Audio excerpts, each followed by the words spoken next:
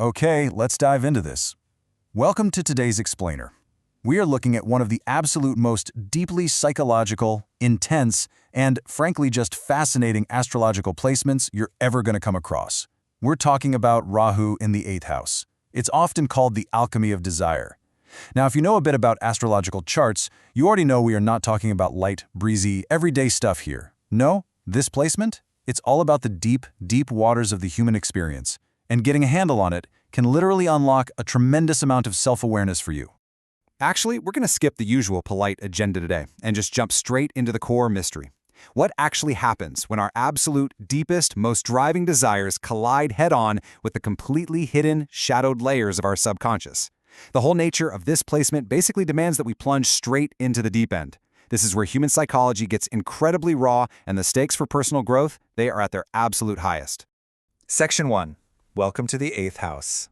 Now, what's really interesting about this is the specific areas of life the 8th house actually governs: intimacy, shared resources, transformation, fear, and the subconscious mind.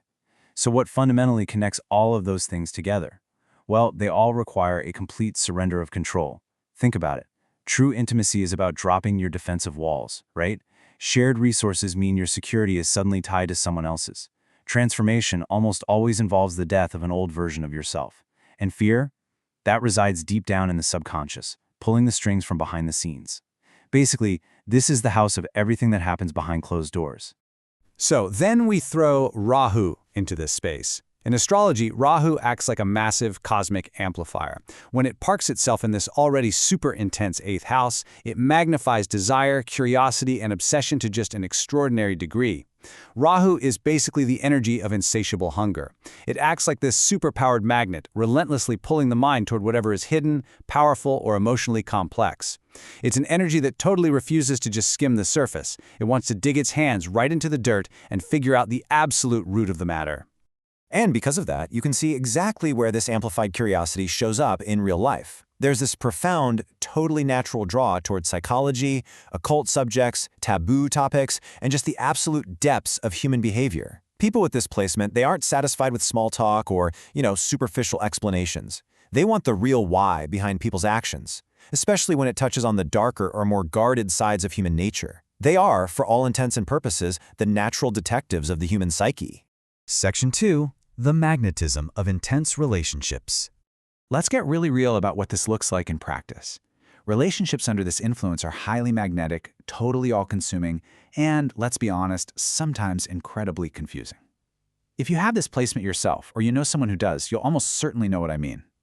It's that strong, almost gravitational attachment that forms. The connection is incredibly deep, but because we're dealing with the 8th house of the hidden and Rahu's obsessive nature, it can bring up a lot of confusion too. It is so easy to just get completely swept up and totally lost in the emotional current of the other person. And this brilliantly illustrates the wild emotional pendulum that gets created. We're looking at euphoric highs mapped right alongside uncertain lows. When things are going well, the intimacy and connection are just mind-blowing, like truly euphoric. But when there are periods of transition or change or any uncertainty, man, those lows can feel unbelievably destabilizing. It's an emotional pendulum swinging to its absolute furthest extremes. Which naturally leads to a very human reaction: severe trust issues. Why do we constantly overthink hidden motives? Well, when the stakes of a relationship feel that exceptionally high and the emotions are that intense, your mind is just trying to protect itself. So it analyzes absolutely everything. It becomes incredibly difficult for this person to just take a partner's words or actions at face value. And we see this play out so clearly in what we can call the overanalysis trap. It starts with questioning loyalty and overthinking intentions. Spending 3 hours wondering what a simple "sounds good" text message actually meant. It's searching for deeper meaning where there might not actually be any, and fiercely fixating on unresolved questions. When things aren't clear, the Rahu in the 8th house mind doesn't just let it go. No way. It latches on, and it spins these scenarios around and around, desperately trying to solve this giant emotional puzzle.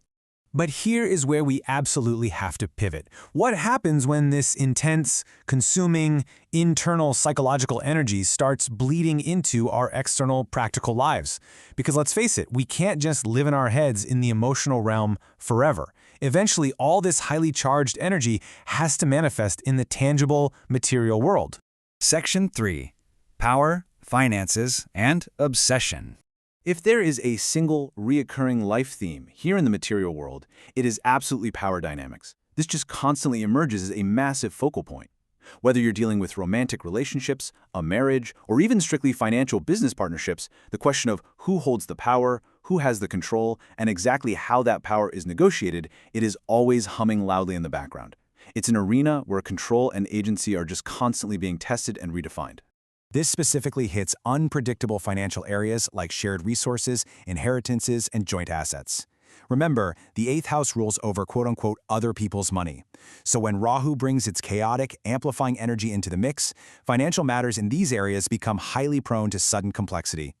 That might mean a sudden, totally unexpected gain through an inheritance or a partner hitting it big, but it can just as easily mean sudden complications, legal battles, or totally unpredictable shifts in how joint assets are managed. So the crucial point is that these external events act as major catalysts. We see sudden transformations triggered by shifts. Whether it's a really intense emotional breakup, a sudden financial windfall, or a super complex relational negotiation, these events aren't just your standard bumps in the road. For someone with this placement, these emotional, financial, and relational shifts are the direct triggers for profound, life-altering transformations.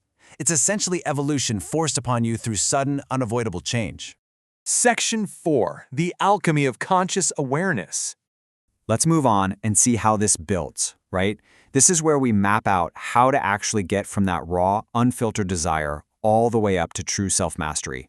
The path to growth moves through 3 really distinct steps. Step 1 is experiencing emotional curiosity, just allowing yourself to safely explore those depths and hidden truths without judging yourself. Step 2 is managing the intensity. And this is the real work, folks. It's learning to ride those euphoric highs and those uncertain lows without losing your internal center. And finally, step 3, achieving conscious awareness.